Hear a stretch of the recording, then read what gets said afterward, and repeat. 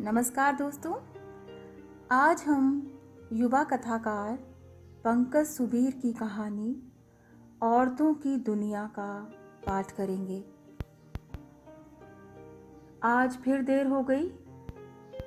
सुमित्रा ने पति के कंधे पर टंगा बैग उतारते हुए धीमे से पूछा। हाँ, आज भी वही सब हुआ। पूरे दिन कचहरी में खड़ा रहा, तब जाकर कहीं नाम की पुकार लगी और फिर कुछ नहीं हुआ। वही अगली तारीख मिल गई। रूपेश ने थके हुए स्वर में उत्तर दिया। पति की मनःस्थिति और थकान को भांपकर सुमित्रा ने आगे कोई प्रश्न नहीं किया और बैग लेकर चुपचाप अंदर चली गई। रूपेश वहीं सोफे पर अधलेटा हो गया। उसका सारा शरीर टूट रहा है। कोर्ट कचहरी में खड़ा हुआ व्यक्ति ही बता सकता है कि उसकी दिमागी हालत क्या है। अपने चाचा पर जमीन को लेकर केस कर रखा है रूपेश ने। पिता सारी उम्र एक ही शहर में नौकरी करते रहे और रिटायर होने से पहले वहीं अपना मकान बनवा लिया। पति पत्नी और 2 बच्चे, एक बेटा और एक बेटी। रिटायर होने से पहले दोनों की शादी भी कर दी। रूपेश पास के ही एक गांव के सरकारी स्कूल में मास्टर है। रोज अप डाउन करता है अपनी मोटरसाइकिल से। उधर पुरखों के कस्बे में मकान और ज़मीन सब कुछ छोटे भाई के हवाले था। छोटा भाई समय समय पर अनाज, सब्जियां और पैसे भेजता रहा। पिता ने कभी हिसाब नहीं पूछा। कभी छोटे भाई ने बताने की कोशिश भी की तो हाथ हिलाकर टाल दिया। कस्बे के मकान में उनका जो हिस्सा है वो किसी स्कूल को किराए पर दे रखा है। मकान के 2 हिस्से तो बहुत पहले ही हो गए थे, लेकिन पिता और चाचा के बीच जमीन का बंटवारा विधिवत रूप से उस समय नहीं हो पाया था। पिता ने कभी करने की कोशिश भी नहीं की। उन्हें लगता था कि जमीन को घर का ही व्यक्ति देख रहा है तो जमीन सुरक्षित है। बंटवारा हो जाने के बाद किसी को बटाई पर देनी पड़ेगी। जिसको देंगे वो विश्वास के लायक नहीं हुआ, कहीं उसने कब्जा कर लिया तो। भाई के बेटा नहीं है, 3 ही बेटियां हैं। ये बात भी कहीं पिता के दिमाग में थी शायद। आज बहुत थके लग रहे हो? पिता ने रूपेश को सोफे पर अधलेटा देखा तो पूछा। जी, बहुत गर्मी थी, दिन भर कचहरी के बाहर खड़े रहना पड़ा। रूपेश ने सीधे बैठते हुए उत्तर दिया। तो दिन भर खड़े क्यों रहे? वहीं जाकर बैठ जाते, लेट जाते। पिता ने कहा। कहाँ जाता? रूपेश ने पूछा। पिता ने कोई उत्तर नहीं दिया। कहाँ जाता? इस प्रश्न का जो उत्तर है वह दिया नहीं जा सकता और इसलिए भी शायद ये प्रश्न पूछा भी जा रहा है।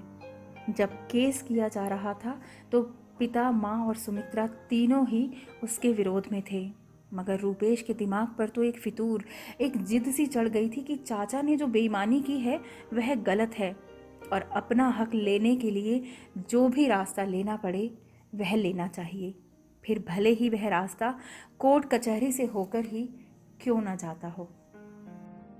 समस्या तब पैदा हुई जब पिता और चाचा के बीच जमीन का बंटवारा हो रहा था।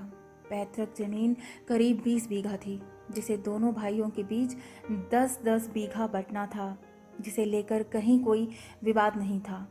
मकान को लेकर भी कोई विवाद नहीं था, लेकिन रूपेश को जमीन के बंटवारे को लेकर आपत्ति थी उस 10 बीघा जमीन को लेकर जो पैतृक जमीन से लगी हुई थी। यह जमीन चाचा ने 15 साल पहले खरीदी थी। रूपेश का कहना था कि चाचा ने कोई अपने पैसों से थोड़े ही जमीन खरीदी है, वह तो पैतृक जमीन से ही जो कमाई होती है उससे ही खरीदी गई है। पिता इससे असहमत थे। उनका कहना था कि विपिन ने अपनी कमाई से खरीदी है, इसलिए उस जमीन के बंटवारे में शामिल नहीं करना चाहिए। और हुआ भी वैसा ही। 20 बीघा दोनों भाइयों के बीच बंट गई और वह 10 बीघा भी चाचा को मिल गई। रूपेश को पिता की यह उदारता बिल्कुल पसंद नहीं आई। बंटवारे के बाद गांव की जमीन जायदाद का पावर पिता ने रूपेश के नाम ही लिख दिया था। उसी पावर का उपयोग करते हुए रूपेश ने चाचा पर केस कर दिया, 10 बीघा जमीन को भी बंटवारे में शामिल करने के लिए। घर में जब यह समाचार पहुंचा तो बहुत बवाल हुआ, जो आज तक चल रहा है। पिता पुत्र के बीच लगभग अबोले की स्थिति है। माँ भी बस औपचारिकता की बातें बेटे से करती है। पत्नी के मन में भी चाचा पर केस करने का कांटा रह रह कर खदकता है। जब बहन को पता चला तो उसने भी फ़ोन करके रूपेश को बहुत समझाया, लेकिन रूपेश के दिमाग पर तो वह 10 बीघा ज़मीन ऐसी छाई रही कि उसने बहन की भी नहीं सुनी। रिश्तेदारों ने भी समझाया, लेकिन ढाक के पत्ते 3 के 3 ही रहे। रूपेश पर कोई असर नहीं होना था तो नहीं हुआ, और अब ये केस चल रहा है।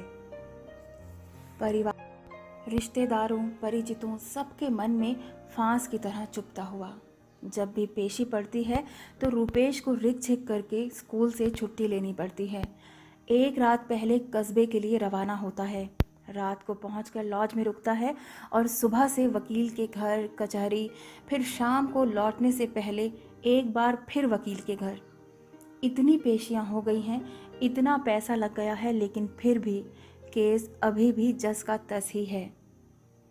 मुन्ना, ए मुन्ना, माँ की आवाज़ पर रूपेश की आंख खुली।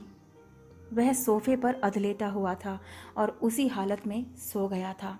उसे पता ही नहीं चला कि कब से सो रहा है। अंदर जाकर सो जा, आराम से। अरे, तेरी आंखें तो लाल हो रही हैं, क्या हुआ? रूपेश का उतरा हुआ चेहरा और लाल आंखें देखी तो माँ की चिंता बोली, कुछ नहीं, आज गर्मी बहुत थी, लगता है लू लग गई है। रूपेश ने उत्तर दिया, लू? अरे तो आते ही क्यों नहीं बताया? लू कोई अच्छी चीज है? सुमित्रा, ए सुमित्रा! माँ के अंदर की माँ अचानक पूरी शिद्दत से जाग उठी। किसी को चिंता नहीं है कि थका हारा इंसान आ रहा है, उससे तबीयत पूछ ले। बस पानी का गिलास पकड़ा दिया, चाय पिला दी, हो गया काम। माँ ने सुमित्रा को अंदर आते देखा तो हल्के स्वर में डांटा, मैंने तो पूछा था, बोले कि बस थकान हो रही है। सुमित्रा ने भी दबे स्वर में उत्तर दिया, अरे तो आगे भी पूछना चाहिए था कि नहीं? चल अब ठंडे पानी में प्याज और सूखी चने की भाजी मसल ले जरा, हथेली और तलवों पे रगड़ देगी तो आराम पड़ जाएगा। चल उठ मुन्ना, अंदर चल। दोनों खसम लुगाई एक जैसे हैं, गुम्मे के गुम्मे। माँ ने मीठी झिड़की दी। तीनों अंदर चले गए। अगली पेशी पर जाने के लिए जब रूपेश सामान बांध रहा था तो माँ ने आकर पूछा, मुन्ना, तू वहाँ कहाँ रुकता है? कहाँ रुकूंगा, लॉज में रुकता हूँ और कहाँ। अपने वाले हिस्से में तो पूरा स्कूल है, एक भी कमरा खाली नहीं कि मौके बेमौके वहाँ जाकर रुक जाओ। रूपेश ने कुछ रुखाई से उत्तर दिया और उसी प्रकार सिर झुकाए बैग में सामान जमाता रहा। रूपेश का खाने का डिब्बा लेकर आई सुमित्रा ने माँ की आंखों में देखा। सुमित्रा ने आंखों ही आंखों में पता नहीं क्या पूछा कि माँ ने सिर हिलाकर उत्तर दिया, हाँ ये तो है, अपना वाला हिस्सा तो पूरा स्कूल के पास है। माँ ने सुमित्रा के हाथ से डिब्बा अपने हाथ में ले लिया। रूपेश ने कोई उत्तर नहीं दिया, वह उसी प्रकार सामान जमाता रहा। सुन, तू ऐसा क्यों नहीं करता? माँ ने आवाज को भरसक संयत रखते हुए मानो भूमिका बांधी। रूपेश ने सिर उठाकर माँ की आंखों में झांका। तू चाचा के यहाँ क्यों नहीं रुकता? माँ ने उसी प्रकार संयत रहते हुए कहा, वहां जाकर रुकूंगा मैं? रूपेश ने कुछ ऊंचे स्वर में कहा, तो उसमें क्या है? अरे तेरा झगड़ा तो चाचा के साथ है, चाची के साथ थोड़ा ही है, बच्चों के साथ थोड़ा ही है। माँ ने अपने आप को बेहद स्थिर रखा हुआ है। रूपेश ने कोई उत्तर नहीं दिया। उसके मुंह से कुछ भुन भुन निकलती रही। बेटा, कोर्ट कचहरी तो सबके बीच होती है, उसमें क्या रिश्ते तोड़ दोगे? कोर्ट कचहरी अपनी जगह और रिश्ते अपनी जगह। पहले भी तो जाता था तो वहीं रुकता था, अब एक केस के कारण क्या रिश्ता टूट गया? माँ ने गर्म लोहे को देखकर चोट की। अरे वहाँ रुकेगा तो हमें भी चिंता नहीं रहेगी। पिछली बार कैसी लू चिपटी थी, पूरी रात सब परेशान रहे। स्कूल का नागा हुआ सो अलग। माँ को पता है कि बातचीत के सारे सूत्र उनके हाथ में आ गए हैं। बुआ जी के यहाँ पिछली बार काकी मिली थी तो पूछ भी रही थी कि मुन्ना भैया आते हैं तो घर नहीं आते। सुमित्रा ने अपने हिस्से का काम किया। चाची और रूपेश की उम्र में 5-6 साल का ही अंतर है। जब चाची ब्याह के आई थी तो रूपेश 10वीं में था। तब से ही चाची उसे मुन्ना भैया कहकर बुलाती हैं। देखता हूँ। रूपेश ने टालने की कोशिश की उन दोनों को। देखना वेखना कुछ नहीं, होटल में रुककर कच्चा पक्का खाकर बीमार पड़ो और यहाँ रात भर हमसे चाकरी करवाओ। हमसे नहीं होता ये सब। जब अपना घर है तो घर में रुको। चाचा से झगड़ा है तो मत बोलो चाचा से। अरे बाकियों ने तुम्हारा क्या बिगाड़ा है? भैया भैया कहते तीनों बहनों का मुंह नहीं सूखता और लाट साहब अपनी अकड़ में हैं। अरे उनका कौन भाई बैठा है? जो हो सो तुम ही तो हो। माँ ने अपने स्वर को कुछ ऊंचा करते हुए प्यार से झिड़का। रूपेश ने कोई उत्तर नहीं दिया। सुमित्रा कमरे से बाहर चली गई। कुछ देर बाद लौटी तो उसके हाथ में एक साड़ी थी। इसे भी रख लो सामान में। उसने साड़ी को रूपेश के बैग के पास रखते हुए कहा। अब ये क्या तमाशा है? रूपेश फिर झुंझलाया। बुआ जी के यहाँ मेरी साड़ी पर चाय गिर गई थी तो चाची की साड़ी लेकर पहनी थी। अब जा ही रहे हैं तो ये भी वापस कर देना। कब से रखी है? सुमित्रा ने दबे स्वर में उत्तर दिया। कुछ देर तक साड़ी उसी प्रकार रखी रही। फिर अचानक रूपेश ने उसे उठाया और बैग के एक कोने में रख दिया। सास बहू के चेहरे पर राहत वाली मुस्कान तैर गई। रूपेश जब कस्बे के बस स्टैंड पर उतरा तो रात हो चुकी थी। सामने ही लॉज है जहां वह रुकता है, मगर पैर अचानक किसी दूसरे जाने पहचाने रास्ते की तरफ बढ़ गए। जब वह घर में घुसा तो चाची सब्जी काटते हुए टीवी देख रही थी, तीनों बेटियों के साथ। रूपेश ने जैसे ही घर में कदम रखा, उन चारों के चेहरे पर हर्ष मिश्रित विस्मयादिबोधक चिन्ह बन गया। चाची सब्जी की थाली और चाकू पटक कर साड़ी का पल्लू संभालते हुए खड़ी हो गई। रूपेश ने हिम्मत जुटाई और आगे बढ़कर चाची के पैर छुए। चाची की उंगलियां उसके बालों को सहला गईं। ए बदमाश पार्टी! रूपेश ने बहनों को पुकारा। छोटी वाली दोनों दौड़कर रूपेश से चिपट गईं। बड़ी ने बढ़कर टीवी बंद कर दिया और वह भी पास आकर खड़ी हो गई। रूपेश ने उसके सिर पर हाथ रख दिया। कुछ देर तक ये इमोशनल सीन ऐसे ही बना रहा। चलो चलो, भैया के लिए पानी लाओ, चाय बनाओ, इतनी दूर से आया है थका हारा। चाची ने बेटियों को झिड़का। झिड़की खाकर तीनों अंदर चली गईं। रूपेश ने बैग दीवान पर रखा और खुद कुर्सी पर बैठ गया। चारों तरफ नज़र दौड़ाई तो सब कुछ लगभग वैसा ही है। वही पुराना सा टीवी, जर्जर सा दीवान, बेरंग सी दीवारें, जगह जगह से उखड़ रहा फर्श। पूरा घर मानो अपनी कहानी कह रहा हो। हालांकि ये सब तो पहले से ही ऐसा है, मगर दिख आज ही रहा है। ये फर्श कब से उखड़ रहा है? इसे ठीक क्यों नहीं करवाया अभी तक? गड्ढे बढ़ते ही जा रहे हैं। अच्छा लगता है क्या ये सब? रूपेश ने पूछा। हाँ, बोल तो रहे हैं ये करवाने का, पर इस बार सोचा था तो इस बार ओले ने सब बर्बाद कर दिया। ऐसी अच्छी जमी थी फसल, मगर सब पर पानी फिर गया। देखो अब अगली फसल पर करवाएं शायद, चाची ने सब्जी काटते हुए उत्तर दिया। रूपेश को आगे बोलने के लिए कोई सिरा नहीं मिला।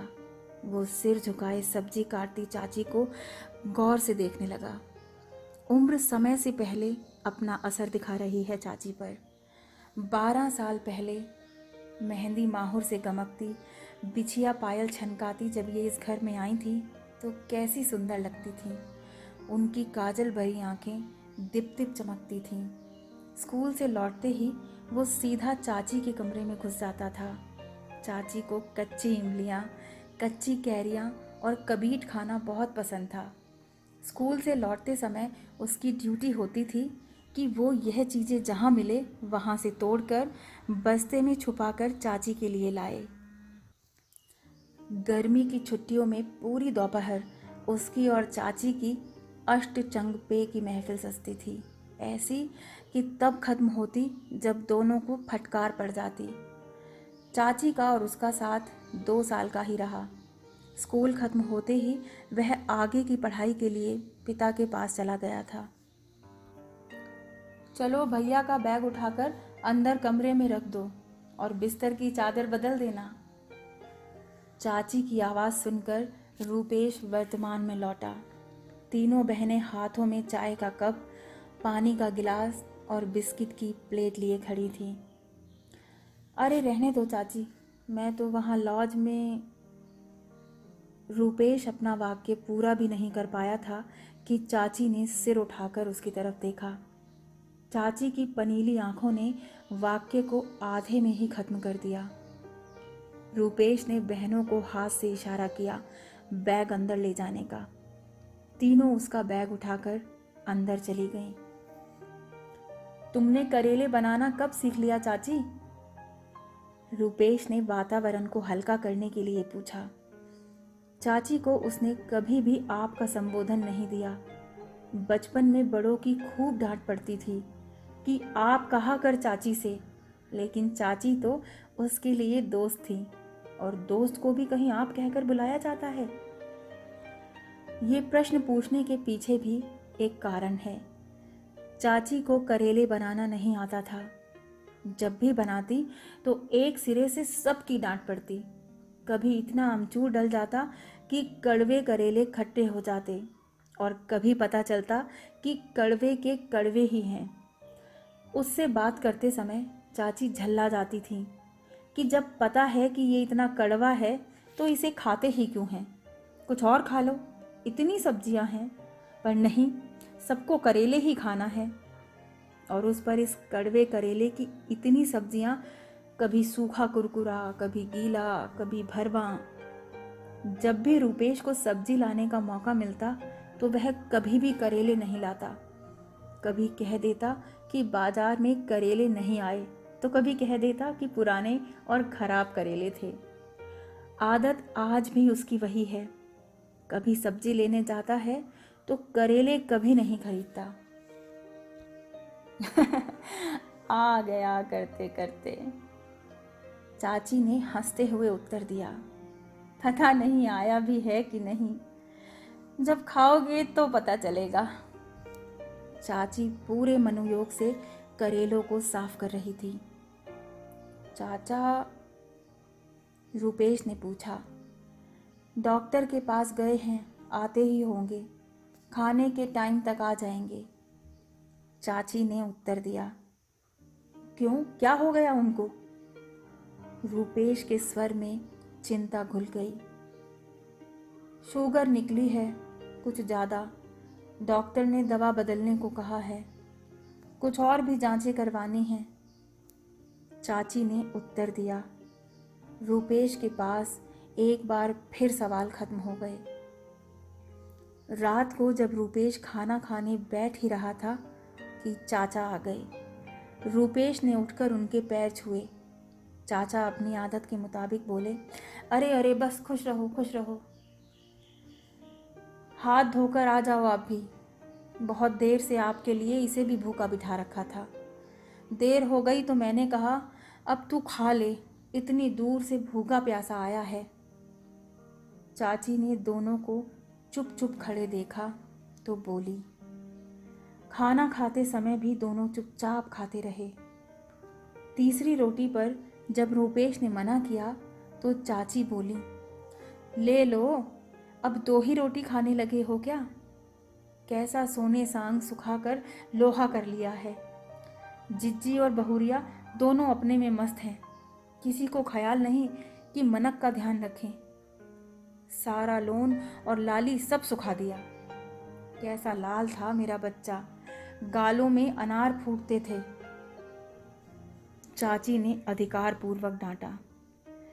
जब चाची ने देखा कि दोनों को अब और रोटियां नहीं चाहिए तो वे गैस बंद कर आ गईं।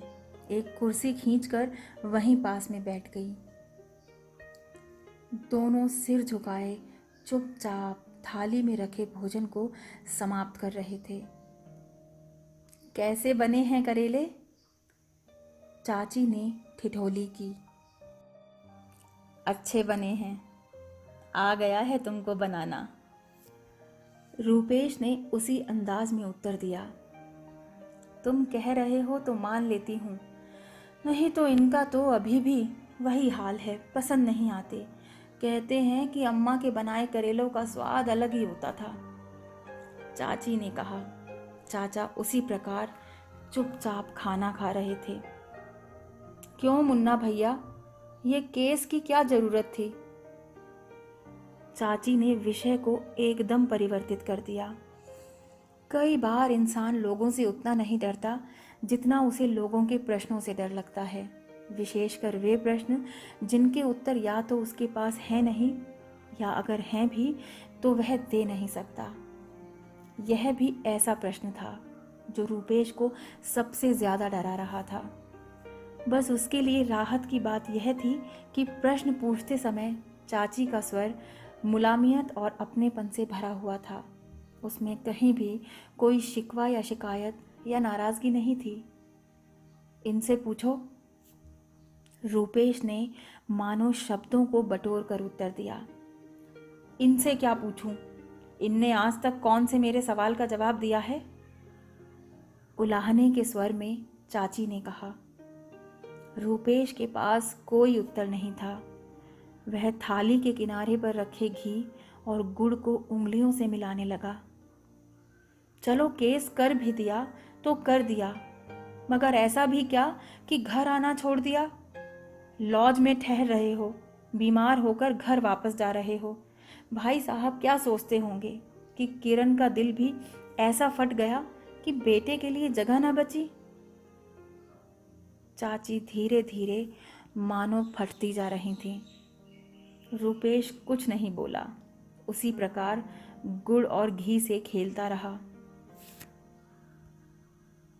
तुम दोनों कुछ भी करो, केस करो, पुलिस थाना करो, मगर हमें तो मत थुकवाओ।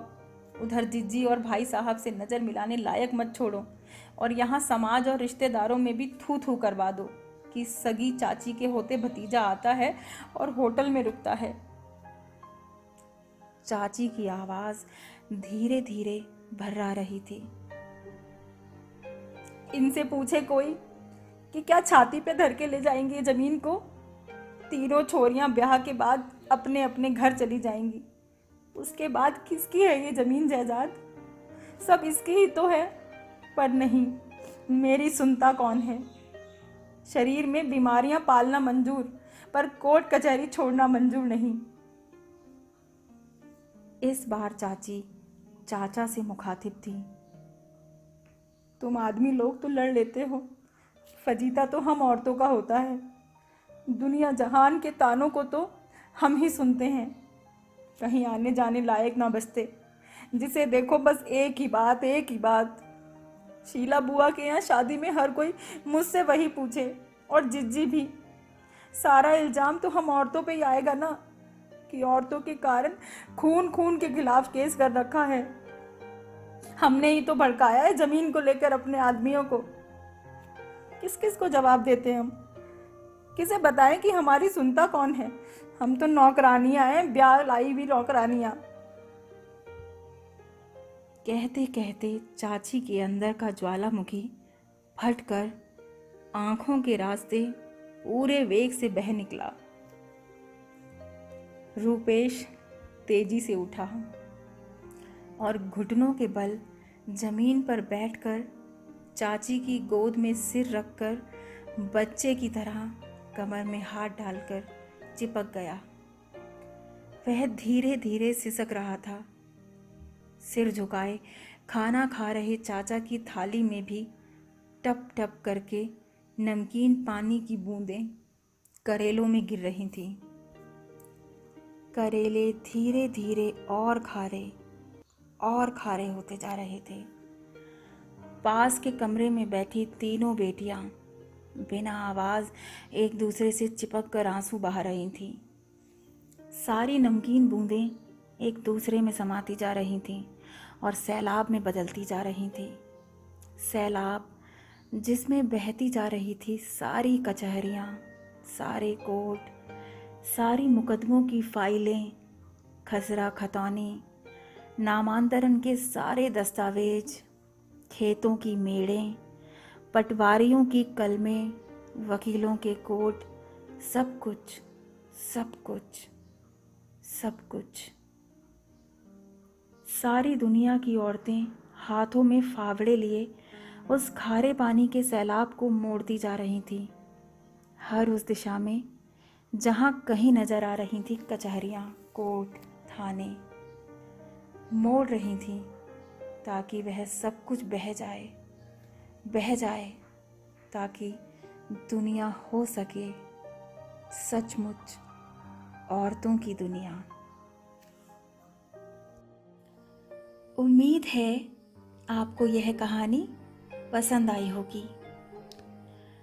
इस कहानी को आप आपके दोस्तों और सोशल मीडिया पर शेयर कर सकते हैं। कहानियों के इस अनूठे सफ़र में हम सफ़र बने रहने के लिए आप यह चैनल सब्सक्राइब कर सकते हैं। फिर मिलते हैं एक और नई कहानी के साथ। नमस्कार, सायोनारा।